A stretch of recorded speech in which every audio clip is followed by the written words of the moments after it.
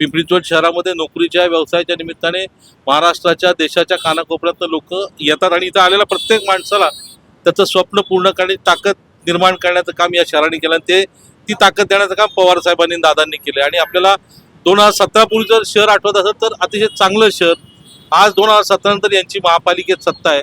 त्या सत्तेच्या माध्यमातून प्रचंड भ्रष्टाचार केला, महापालिका कर्जबाजारी केली, महापालिका पहिल्यांदाच कर्ज काढावं लागलं आणि हे जे पैसे महापालिकेच्या माध्यमातून टेंडरच्या निमित्ताने जे काही भ्रष्टाचार करून पैसे कमवले तेच पैसे आज निवडणुकीत वापरले जातात आणि उमेदवारांवर दडपण आणलं जातं. त्याच्यामुळे माझी आणि आमच्या सर्वांचीच शहरातल्या तमाम जनतेला ही नम्र विनंती की आपल्याला लोकशाही जर जिवंत ठेवायची तर राष्ट्रवादी काँग्रेस पक्षाच्या पाठीशी उभं राहावं लागतं. प्रभाग 2 आणि 3चा नारळ फुटलेला आहे, पण प्रभाग 3चे एक उमेदवार आता प्रचारात दिसत नाही, त्यांना काही दडपण आलंय का? प्रभाग 3चे जे साळुंके नावाचे उमेदवार आहेत त्यांच्यावर तर प्रचंड दडपण आहे.